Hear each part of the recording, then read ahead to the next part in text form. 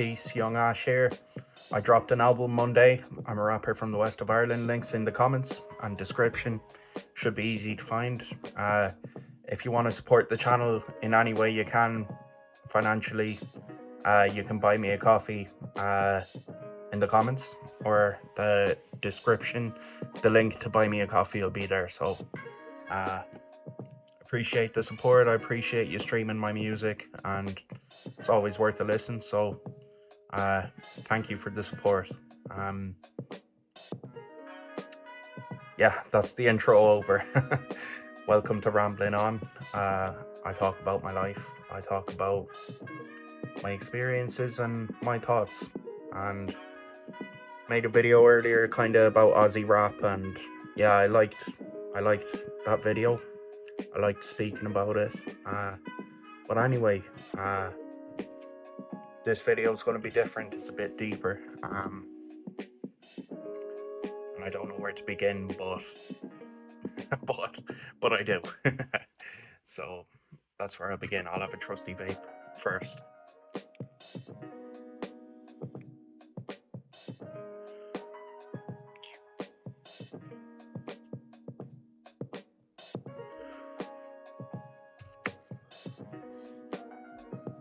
So at the age of 25, I became homeless. You know, to the degree where I spent 2 months on the street. In and around 2 months, I'm still a bit hazy on my memory of the exact amount of time, but it was, yeah, around a month and a half, 2 months, I was sleeping rough, like. And it wasn't exactly my first experience sleeping rough, but it was my first time with a lengthy period of sleeping rough. Most times it was a couple of days here and there, you know. But to give more context, I was in community-based housing, which is like a, you know, it's the next step on from emergency accommodation, and one of the conditions was I don't drink or use drugs. So that was in 2024, 23 actually, 20, in and around that. And I had a period of time sober. I was working in a rehab. I was doing pretty good, but I was struggling mentally, cripplingly lonely. Yeah, I could make up any excuse in the world, but I wasn't doing good. I was struggling. I was battling my demons. I was, you know, alcohol and drugs and gambling were on my mind a lot, and eventually I went back to them, and I ended up getting kicked out of the house I was living in. And I know I'm saying "and" a lot, and I got a bit of abuse over it before in one of my shorts, but sure, look, I don't mind.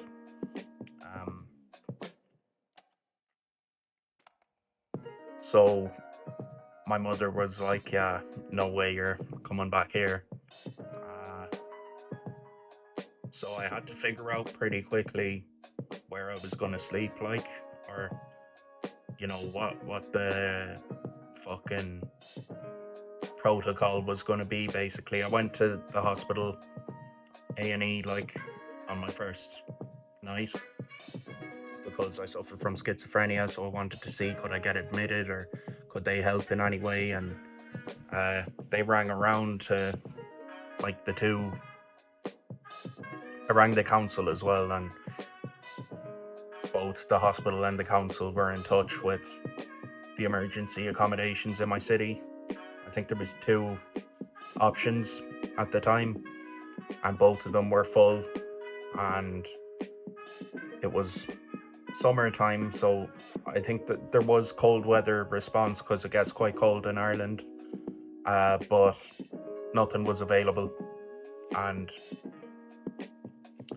at that point, like, I remember speaking to a nurse, and I like told her in depth about my story and stuff, and she was like, whoa, she was amazed, like, and she was just like, fuck, you make music and stuff as well. And I just remember being really nice and being like kind of taken aback by my story, because it's where I come from in Salt Hill. It's quite an unconventional story. Like, you know, I kind of come from like the posher part of town, and uh, I hate it, but like it's a stereotype where someone falls into addiction. I fell into addiction, and the consequences got more severe and severe, and you know, all the things I said wouldn't happen to me happened, and became homeless, and uh, palling around with the wrong people, getting in trouble, and you know, all the rest of it. Um, but at the time, I was seeing a psychotherapist who I finished up with yesterday after 2.5 years, and the options were really go back to rehab, or, you know, for the sixth or seventh time, or wait it out on the street, try get into emergency accommodation, and continue going to my psychotherapist, because I found I was like moving mountains in there. I was doing proper work with my psychotherapist. I was, you know, putting in serious effort there. And I I decided I'd take my chances on the street, uh, see what comes up for me. I was sick of rehab. I was like, you know what, like, why the fuck would I go back there when there's no real solution for me there to my housing problem, or even my alcohol and drug and gambling problem. I was like, I've been there so many times, like, it's not really going to make a difference, so I am really going to just wait it out. So I got like a sleeping bag and like a mat, and I went to a place I used to smoke joints as a teenager that was covered. It was the cubby of a car park back in Salt Hill, and I knew no one really goes there, and I knew it was quiet and covered, and like rain couldn't get in on me or whatever. So that's where I went, and yeah, I spent 2 months sleeping there pretty much, and places around there. And yeah, I used to drink every day, and I used to take drugs every day, and uh, except for Tuesdays where I went to therapy, I purposely didn't drink those days or use. And I'd go in there and I'd be withdrawing in my therapy. I'd be like sweating and shaking, but I was still doing good work in there. I was growing in there as a person, and I was coming to the conclusion. I was getting clarity around my use, and I was like, you know what? I have a problem. I can't go on like this. So I was trying to get sober, but when you're on the street, like, it's very difficult because of the loneliness and kind of the sickness you feel and the depression and everything else. It was my way of coping, I suppose, was still using and drinking and stuff. And not only that, but the hold and the pull it has on you when you're in addiction, it's very hard to kick. So I'm very grateful to be sober now. You know, luck of the draw, to be honest, or, you know, something special happened when I did get sober, you know, because yeah, I easily could have stayed drinking and drugging, and I could be dead now, you know, because that's where it was going to end up, or the consequences would have kept happening, and, you know, all sorts of consequences could have happened to me since then. But I remember going to like AA meetings and stuff, and like saying, "Oh, I'm getting sober today, and I'm knocking it on the head this time." And for like a month and a half, I was just in and out, in and out, in and out. And at the end of it, I got a call one day, or no, I didn't get a call. I went to a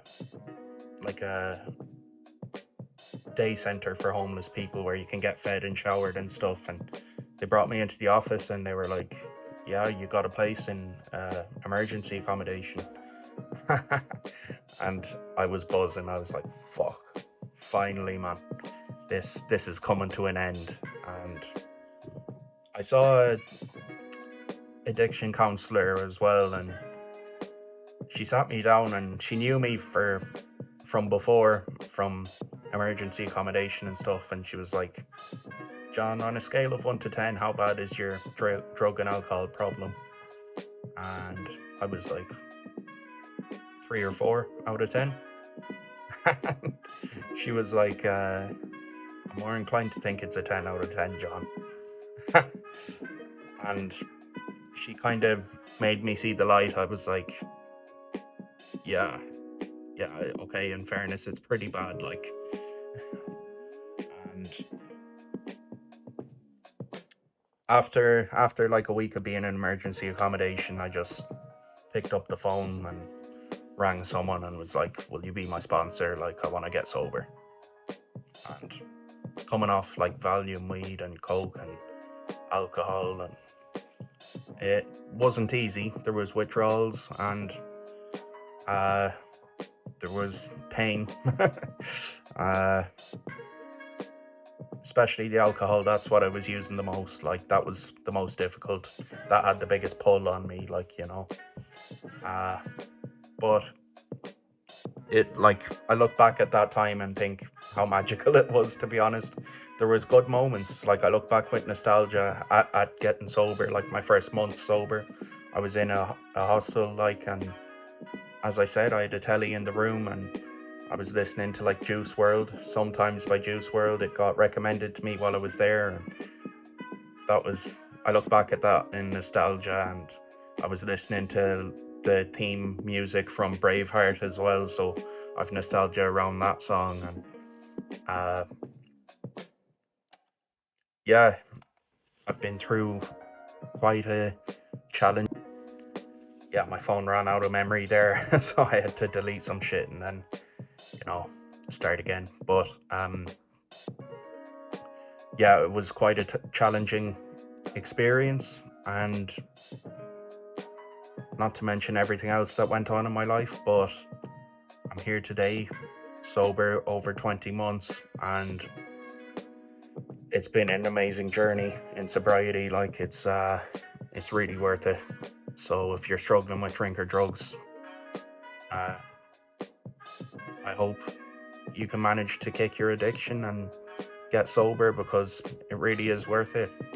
I've a happy, good life today, and I'm doing what I love in life. I'm vlogging and making music and enjoying sports and spending time with family and friends, and all of that stuff is magical. So full of gratitude, really. I'll leave it there. It is over 10 minutes, so there will be more in the near future, tomorrow. So if you want to buy me a coffee, links in the description and the comments, along with links to my new album, which you should listen to if you haven't heard it already. Peace, Prince Ash.